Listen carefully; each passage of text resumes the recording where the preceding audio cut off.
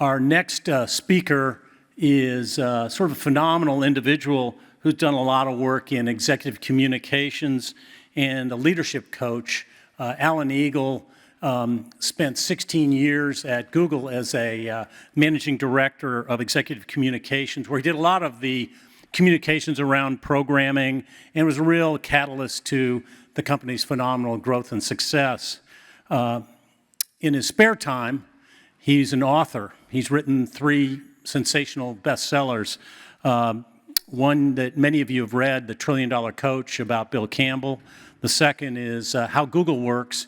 And most recently, a book that we've shared, and we're fortunate, Jonathan Rosenberg contributed to all of you, is Learned Excellence. And so this is some work that he was doing a lot of research around with a colleague, and another best-selling book that is another part of our learning tree with Alan. So we're honored to have Alan here. He's been a tremendous help to me and a big supporter of the summit over the years, and he's going to tell us a little bit about his recent experience with Learned Excellence. Great. Thanks, Mark.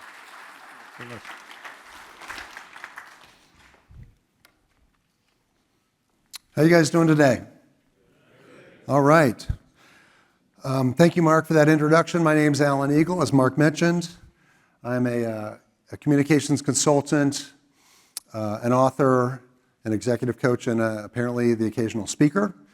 I've been here, I spoke at this conference with my friend Jonathan a few years ago, so it's really, really happy to be back. The books, I worked, I'm a Silicon Valley guy, a little bit about me. Raised here in Palo Alto, got out of school, worked for 5 different startups, not all at once, over time. 2 successes, 3 failures, and then I joined Google. I spent 16 years at Google. And as Mark mentioned, I've co-authored 3 books, How Google Works.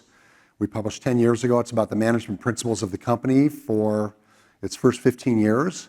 And then Eric Schmidt and Jonathan and I worked together again on $1 Trillion Coach about Bill. Whoops, Bill's picture's not up there anymore, but about Bill Campbell.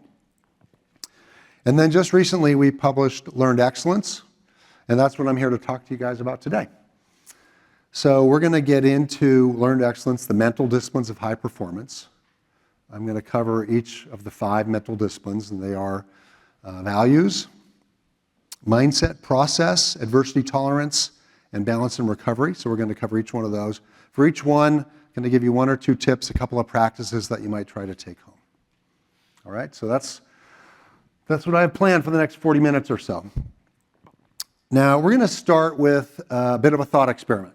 I want you guys to think of a performer who you really respect and admire, someone who you think just personifies excellence. It could be an athlete, could be an entertainer. Any Swifties out here? No? Okay, a couple hands raised. Yeah, okay. Could be a business leader, a politician, maybe. So think of that person. You have that in mind? So as I mentioned, I'm from the Bay Area. So come on. I got to go with Steph Curry, 4-time NBA champion, leading the U.S. Olympic team, probably as we speak, floating down the Seine in the Paris Olympics. And just all-around superb performer. Really personifies excellence. Now, here's something I know about Steph. And I don't know Steph. But one thing I know about Steph, and I know the same thing probably about every person that you guys thought of as well. He is an amazing athlete. He has amazing physical attributes. He's a very bright guy. He has amazing intellectual attributes. But so do like 100 other NBA players, right? So what makes him different? What puts him over the top are the mental disciplines, his mental approach to excellence. Excellence is innate. It's not innate, sorry. It's not innate, it's learned. Now, all of you have been excellent performers. You all know this. In fact, most of you could probably be up here giving this talk. But it's sort of like, where is it? Think about your phone. This is an incredible piece of hardware. Anybody know the clock speed of the processor in your phone? Something gigahertz. Anybody know how many gigabytes of memory? Megapixels of resolution? No, you don't know this stuff. The hardware's incredible, but it's not what matters. Anybody know what your favorite app is? The most useful app? The one that's the most fun? Yeah, immediately something comes to mind. So, as Steph would say, success is not an accident, it's the choice. It's not about the hardware, it's the software. Okay, so that's observation number one. Here's another observation. All of you are performers. Now you know that. A lot of you are football players or ex-football players. You know you performed on the field. You were very good at it, otherwise you wouldn't be here. But you're performers in other roles as well. You're performers in your jobs or in your careers. You're performers as a son or a daughter. You're performers as a partner. There's many different roles in life and where you're a performer. And if you're like most people, you probably want to do it better. You probably would like to be excellent at all of these different roles. So a few years ago, one day, I was at Google, it was during COVID, and there was a talk. This guy was going to come address my team, and I thought, okay, I'll go listen to him. Well, it was Dr. Eric Potterat, and he turned out to be a really interesting guy. So afterwards, I got his email, connected with him, and I said, this stuff's super interesting. Would you like to write a book? So we did. So Eric, just a little bit about Eric. He spent 20 years in the Navy. He got his PhD in psychology. Then he was in the Navy for 20 years. First 10 years, he was a clinical psychologist. And then the second 10 years, he was the lead psychologist for the Navy SEALs. So for 10 years, he was the lead psychologist for the SEALs. And he actually developed their mental toughness curriculum. In a way, he's kind of like the guy that taught the Navy SEALs to be mentally tough. If anyone can teach the SEALs to be tough, that was Eric. He left the SEALs, joined the LA Dodgers, was their lead psychologist for 7 or 8 seasons, and has consulted and coached hundreds or maybe thousands of athletes, business leaders, first responders. So when Eric and I got together, I've spent some time with some excellent people as well. Spent 16 years at Google, one of the most successful companies of our time. Worked for a few different startups. So we got together and we started to compare notes about excellence and what makes excellence. And we came down to these 5 principles, the 5 disciplines of learned excellence. Elite performers focus on their identity, not their reputation. We're going to get into each one of these, but I'm going to summarize them really quickly. Elite performers choose and practice the best mindset for every one of their roles. They focus on process, not outcome. They know that if they get the process right, the outcomes will follow, the good outcomes will follow. They practice adversity tolerance. That's a fancy way of saying they practice stress. They can handle stress. And finally, they invest in balance and recovery. So let's get into each one of these one by one. Identity, not reputation. The elite performers focus on their identity. They draw their strength from their own values, from what they care about, their own energizers. They learn to ignore reputation. Now, that's pretty hard to do. Many of you guys have played football. I imagine as you're about to run out onto the field, you want to focus on your identity, but you're thinking like, what's the coach going to think? What are the fans going to think? What's my girlfriend going to think? Or right before you're about to take stage and give a talk in front of a bunch of really amazing people, you're thinking like, I hope they like it. You worry about your reputation. You want to focus on your identity, but you're drawn into your reputation. You're drawn into that reputation side of things. And this happens to the best performers. So my first story, this is Nathan Chen. Nathan Chen competing in the 2022 Beijing Olympics, the Winter Olympics in Beijing. Nathan was a heavy favorite going into these games. He was the 3-time world champion. He's the best skater in the world. He's just going to win this thing. Now, the thing is, Nathan was also the heavy favorite going into the 2018 games in South Korea. And he totally faltered in the short program. Think about the pressure, by the way. You've trained for 4 years for this. And in 2.5 minutes, you can just screw it all up, which is what happened to Nathan in 2018. He did really well in the long program, but he still finished in 5th, didn't get a medal, really disappointing. So after the 2018 games, he reaches out and contacts Eric, my co-author, Eric Potterat. And they started to work on, his, well, the first thing they worked on is his identity. Why did he skate? I mean, they went through several iterations of this, but it kind of came down to a very simple thing. Nathan skated because he loved it. He started skating, he was from Salt Lake City. He started skating when he was 3 years old. I think it was the 2002 games, the Winter Olympics were in Salt Lake City, and Nathan watched it and thought, that skating thing, that looks like fun. So he just had a really good time at it. And they realized in 2018, he gets to South Korea, there's all this pressure, and he did not have any fun. And he blew it. He did not get a medal. So now it's 2022, February 2022. He does really well in the long program. I'm sorry, in the short program. He did well in the short program. And it's the night of the long program, and I'm at home sitting on the sofa with my wife in Los Altos, and Eric's doing the same down at his home in San Diego. And Eric is texting me, and he goes, we're watching, by the way, they're warming up. You watch some of the skaters in the green room, and they're sort of like visualizing their routine, and we're watching this on TV. And meanwhile, Eric is texting me saying, you won't believe this, but right now Nathan is texting him. And we share the text in the book with Nathan's permission. But basically, Nathan was saying, I'm starting to get worried. I'm starting to get nervous. The fans are coming in. The judges are coming in. What are they going to think? And, this is a sport where the judges judge you, so it's kind of important. And so Nathan or Eric just texted him and, just said, remember, why are you here? Remember your identity. Remember who you are. You're here to have fun. And he nailed the long program, won the gold medal. And at the end, if you guys remember, he finished with such a flourish, with such a look of joy on his face that he was having fun. Maybe it was just relief, but it looked like he was having fun. So, part of why he won was he was able to get back to his identity and not worry about his reputation. So that sounds great. Okay, so we're all going to we're going to get there we're going to work on our identity now, not our reputation, right? Sounds terrific. And then you think about, well, what is my identity? Do you really know? So I'm pretty old. I've been around a while.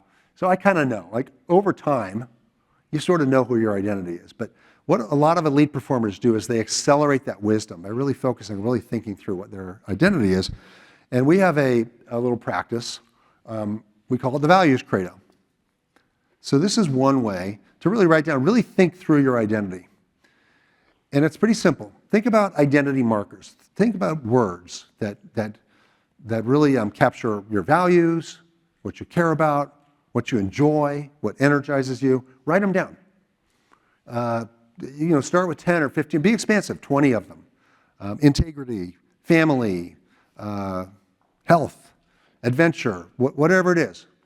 Write them down. And, come up with a list of 20 of them or so. Put them in your phone, piece of paper or something. And kind of let that sink in for a few weeks and notice which ones really capture you, which ones really are the true identity markers. Ask your partner, ask your friends, share it with people. What do you think really is my identity? And you'll end up with a list of, 10 to 12 words. That is your values credo, and that really is your identity. And if you're in a position where you're performing, whether it's in sports or business or what have you, and you feel yourself sort of get sucked into that reputation trap, what are other people thinking? I'm in this meeting, I want to say something, but I don't know, what's my boss going to think? Kind of refocus on your identity credo. Why are you there? And that'll help you get through it. Okay.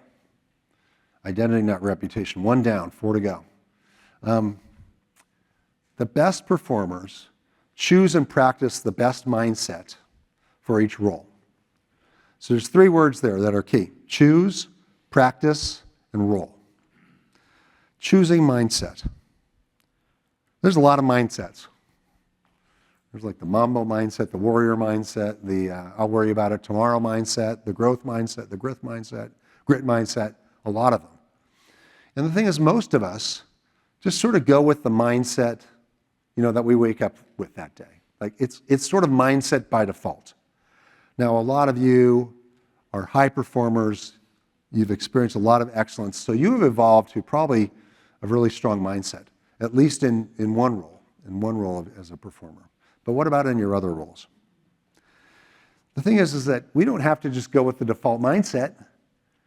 We can go with whatever mindset we want. So let's say you're kind of a laid-back Californian, kind of oh, it's cool, everything will, it'll be okay, everything will work out. That's sort of like me. But what you really want to be is a growth warrior, gritty guy. You want to go from here to go over there. How do you practice the mindset? Let's see, here's another story. This is Carly Lloyd, number 10, over there on the right. Carly may be the best soccer player the U.S. has ever produced, arguably. 2 World Cups, 2 World Cup championships, 2 gold medals, 2 FIFA Player of the Years, just a fantastic career. But before all of that, Carly took a penalty kick in the 2011 World Cup finals and she missed it. And Eric, my co-author, ended up working with the U.S. women's team before the 2019 World Cup, worked with them, worked with Carly individually. And then we interviewed her for the book. And she told the story about missing this penalty kick, and it was fascinating. So, when you go to take a penalty kick, you go and you place the ball down and you take a few steps back. And this, by the way, was in the shootout. This was at the end of the match. The match had tied, finished in a tie, and now the shootout is to decide who wins the World Cup. And she had not, after she had placed the ball down, even while she was placing the ball down, she hadn't decided where she was going to go with the ball. Was she going to kick it in the upper right, the upper left? She hadn't decided. So she puts the ball down, she takes some step back, and she's still thinking about it. She's kind of distracting herself. And then she starts to hear the crowd noise, and she just lost her focus. And you can see she didn't miss the penalty kick because the Japanese goalkeeper made a great save, because there's the ball up there and the keeper's way over there. She missed it. She missed the net over the top crossbar. So we talked to her afterwards, in interviewing for the book. And after this, she was devastated. She went home and kind of just felt really bad for a couple weeks, which is understandable. But then, mindset. She's got a growth mindset. She's got a grit mindset. She's not going to be defeated by this. So how does she practice her mindset? Well, we have this mantra in the book we talk about staying in the circle. Stay in the circle. So what's in the circle? The things you can control. What can you control? Attitude, effort, and behavior. That's it. Everything else is outside of the circle. So if you want to practice your mindset or a new mindset, you activate mindset through attitude, effort, and behavior. So she's on the couch feeling terrible. She adopts an attitude. Her attitude is, I am never going to miss a penalty kick in the World Cup or another major international competition again. Okay, that's a pretty good attitude.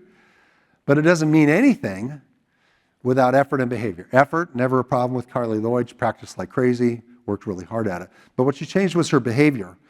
And she decided, she made one small tweak. Before she ever placed the ball down, she was going to know where she was going to kick it.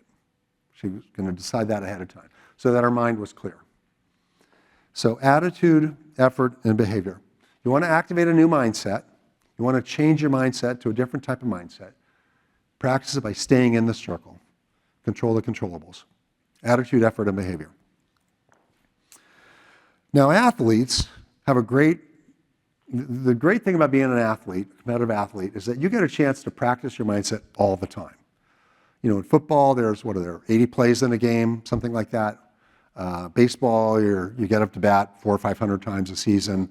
Even penalty kicks in soccer, you get a fair number of chances. You get a lot of opportunities to fail. But in the rest of the world, you often, you don't get so many chances to practice your mindset. So I'm going to give you one. Every one of you gets to practice shifting your mindset. And it's kind of silly, but bear with me. I want you to think of, everyone's got one, think of a food you don't like. I want to see a lot of faces go, ugh. I don't know, you like mushrooms? Anybody hate mushrooms? Liver? Think of something you don't like. There's that one food you just don't like. For me, it's baby bok choy.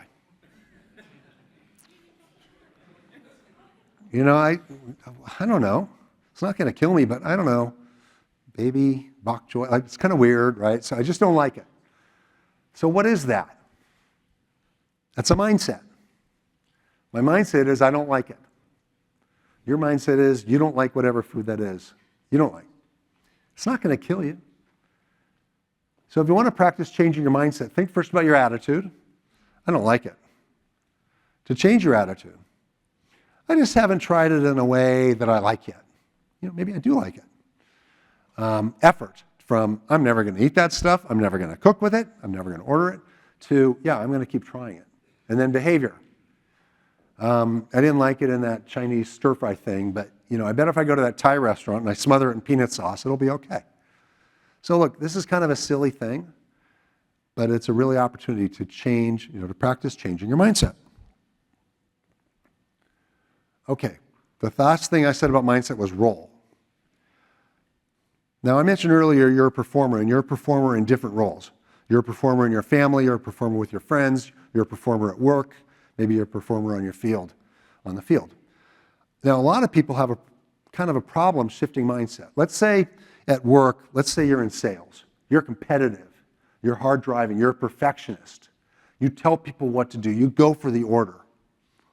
How's that going to work when you come home to your toddler or your spouse? It's not going to work. You're going to run into problems. Eric had a client who was the CMO of a major apparel brand, a major clothing company. So her job every day was to take care of the brand.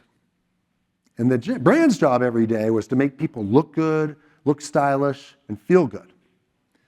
So she was taking that mindset of this stylish, perfectionist, the brand's got to be just right. She was taking it home to her family, and she wanted her family to look like that. Does any of you guys, your family look like that? Like, your family looks like that? No? No? Like, you're perfectly symmetrical. You're you're well dressed. You're dancing through the tall grass into the sunset. Like, no.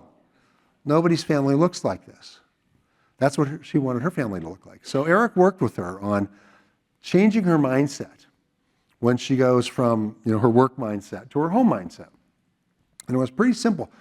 He had her write a mantra, something to repeat to herself every day when she was on her way home from work. I don't know what it was, but it was probably something like, my family is not a perfect family dancing through the grass into the sunset. Remind them that, it's just a normal family, and I need to accept their imperfections and accept their problems and just love them for who they are. And it worked. It worked really well. So shift mindset when you shift role. Okay. Elite performers trust the process and mostly ignore the outcome. They know that if they get the process right, the outcome will take care of itself.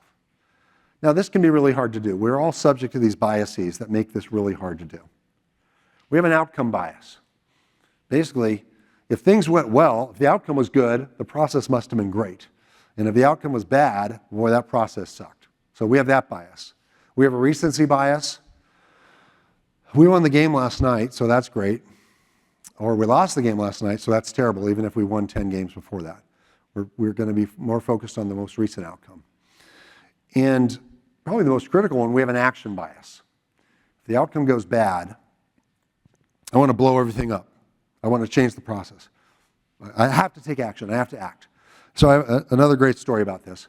I mentioned Dr. Potter, my co-author, was with the Dodgers. He was the lead psychologist, performance psychologist for the Dodgers. And one day he's at work, and one of their better players, comes in and tells the coaches, I got to change up my batting stance. I got to change this. And the coaches are like, what? Wait, what are you talking about? Why? Well, this guy had stopped off at Starbucks on the way into work to get his latte or cappuccino, whatever. And the barista there recognized him. Okay, not a surprise. But the barista, turns out, played high school ball. So he figured the fact that he had watched this guy, strike out 3 times the night before and had played baseball in high school gave him the credibility to actually tell this major leaguer how to change his batting stance. Right? I mean, it's crazy, right? Except the guy said, yeah, okay, and goes in and tells his coaches, I'm going to change my batting stance. And the coaches were like, no, we're not going to do that. Let's go back. Let's look at the process. So that is obviously not how you change your process. You don't listen to the barista at Starbucks. But then that raises the question, how do you change your process? How do you decide? Well, if you're an athlete, if you've played college football, if you've played Major League Baseball, you have the luxury of having coaches. The coaches will tell you this, how to change your process. If you're in business or in your other roles, you may not have a coach. So how do you decide when you change your process?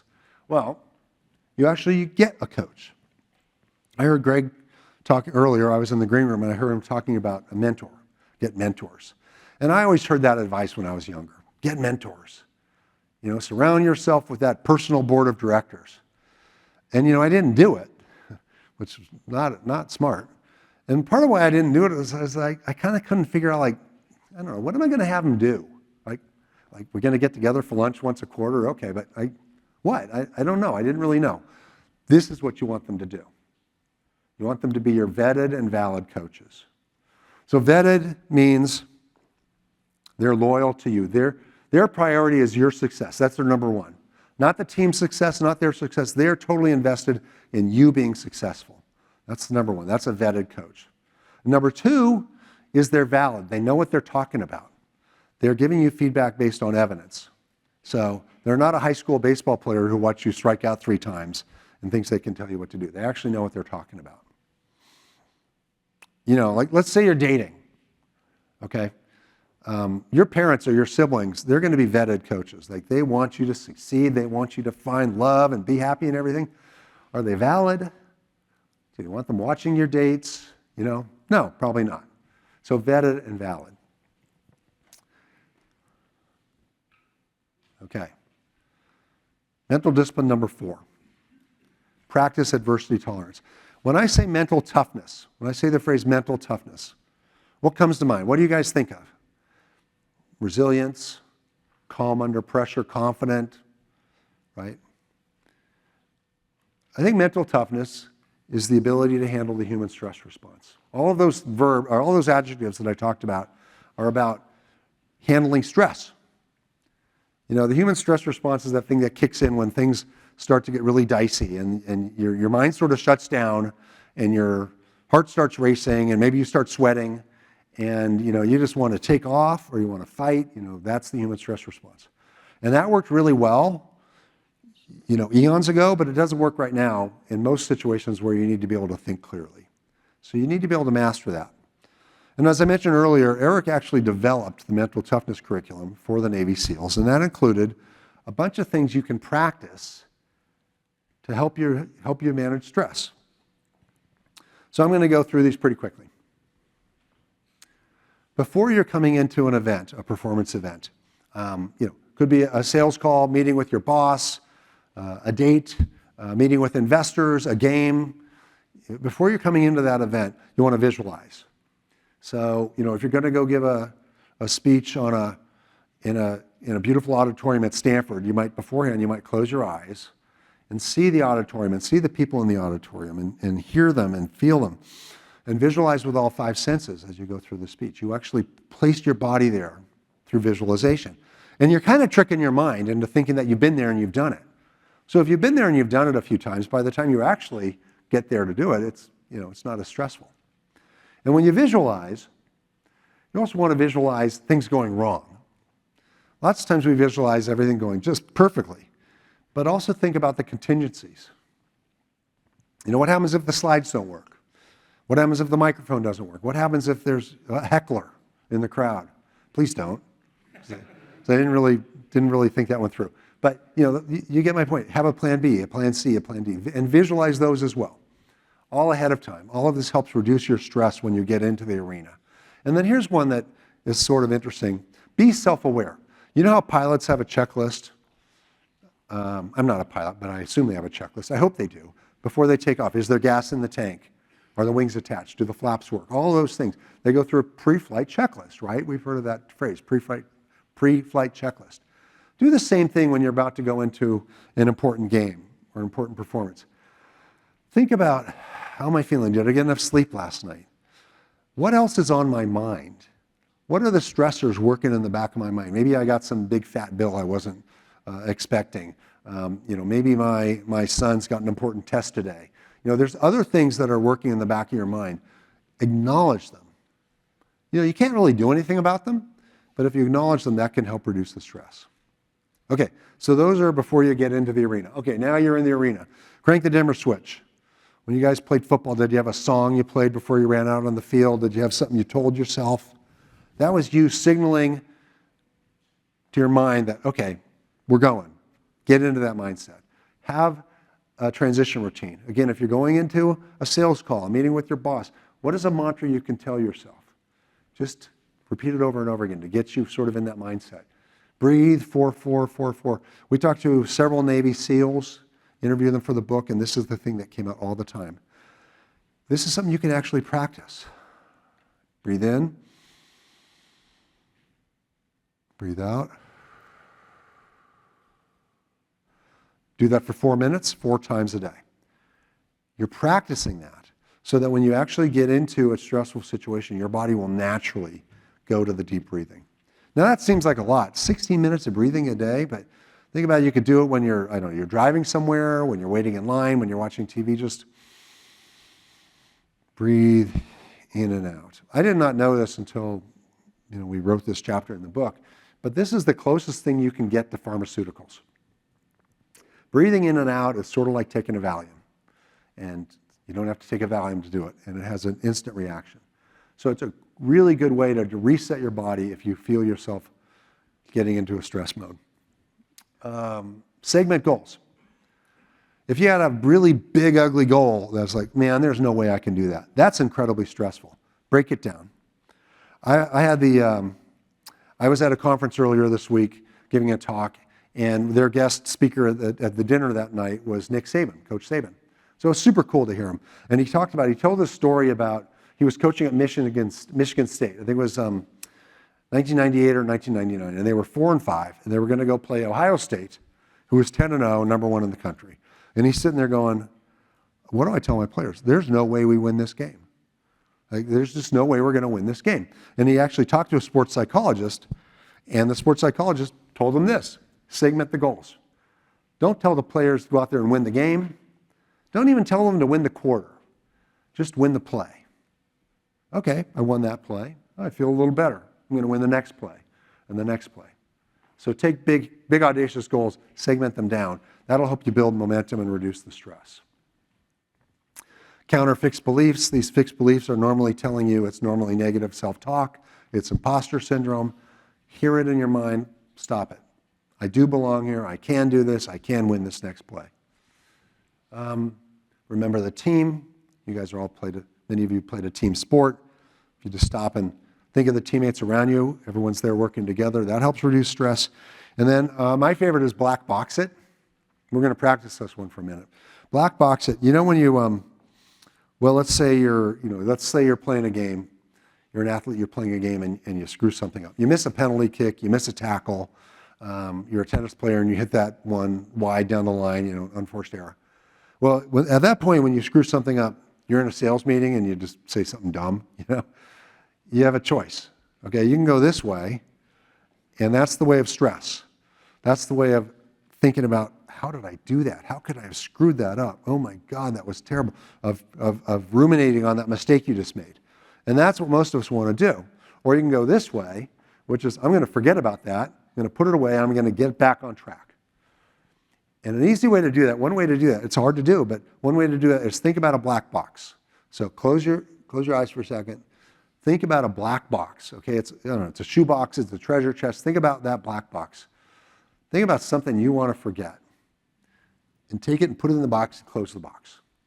Like, actually see that. It actually works. Now you can get back on track. I read once that George Kittle, he's the tight end for the 49ers. He draws a big red button on his arm. That's his reset button. That's his version of the black box. And then finally, after the performance is done, the dust is settled, the emotions, you've gone through all the emotions, unpack the box. In the military, they call it an after-action review. Most teams go through this. You want to give it enough time so the emotions have settled. Take those mistakes out of the box and think through it, but not focus on the mistakes. Focus on the process. Okay, I made a mistake. All right, it happens. Did I do everything right leading up to that? Did I prepare for the game? Did I prepare for the meeting? And that's the way you can learn afterwards.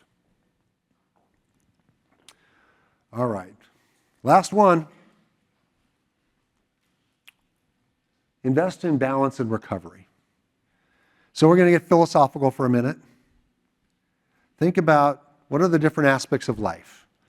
Okay, what immediately comes to mind is your work and your career.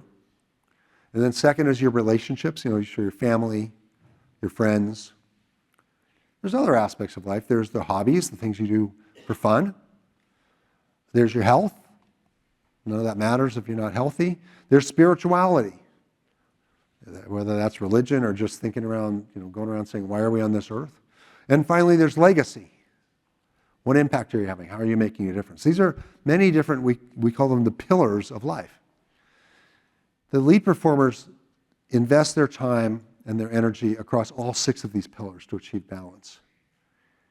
And a lot of people are thinking that's just not possible. I'm sorry. My job is super busy, and what time I don't have for my job, I have to give to my family. I got the most for 2 pillars. And another metaphor, you're sort of like this house on the beach, if you've got 1 or 2 pillars that you're standing on. It's a nice house, it's on the dunes, it's really great. But if a big wave comes crashing in, you lose your job, something happens in your family, you're really at risk. You're going to come crashing down. So the elite performers avoid that, and they look like this house. Isn't that house awesome? Don't you want to be that house? Again, how do you do that? I don't have time for this. I've got time for my family and my job, and that's about it. And I would challenge you on that. Elite performers figure out how to calendar the pillars. So maybe for the next couple weeks, yeah, there's just no way. You just got to work on your job. Maybe for the next 3 or 4 weeks, but start to look a longer out. You can't book some time for a workout. You can't book some time for, I don't know, walking in nature and thinking about the meaning of life. You can. It just takes some calendar discipline.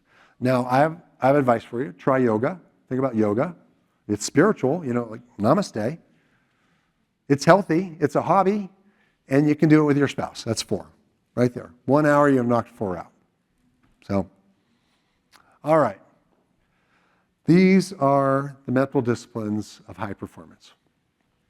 Everything I've been talking about today is about personal performance, personal excellence. But I mentioned earlier, I've worked for some really good companies and some really bad companies. Highly successful companies, Google and a few other really good startups, and companies that completely failed. And what is the difference between a successful company, an excellent company, and a non-excellent company? Well, there's brand, there's people, there's, having the right product market fit, having a great product. But what a lot of people will tell you is that it's culture. The best companies have a culture of excellence, So the VCs around here will say, culture eats strategy for breakfast. Okay, cool, culture. But then you think about, what is culture? What does that actually mean? It's kind of like, I know it when I see it. Well, as we were working on this book, and I realized that these principles, these disciplines of excellence are really cultural excellence as well. They apply not only to individual performance, but to an organizational culture of excellence. So any of you who are involved in organizations, you're working in a company, this is a way to think through how do we achieve this culture of excellence.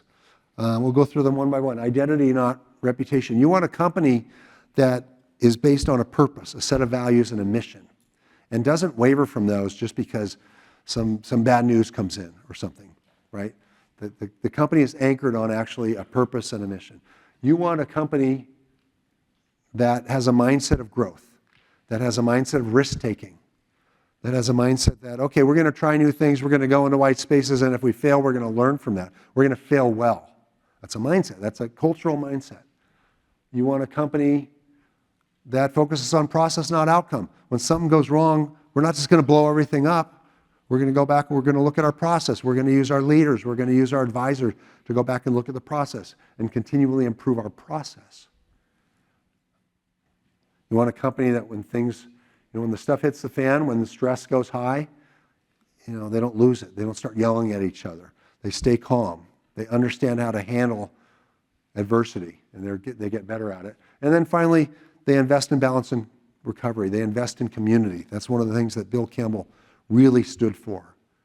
Looking at your team as your community, your team at work. So you guys have heard a lot today. I've given you a lot. You've heard from other speakers. I just have one favor to ask of you. Think of one thing you've heard today. Now, you guys are already excellent performers, but there's maybe one thing I was able to tell you today that you thought, oh, maybe I'll try that. Maybe that's new.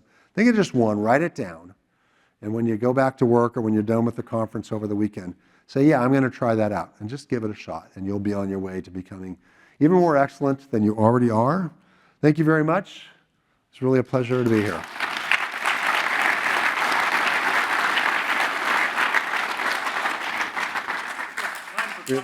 Time, any questions? Anybody? Had any questions from By the way, I forgot to mention, any Texas Longhorns here in the audience? Anyone who play for Texas? Nate Boyer? Is he here? Anybody?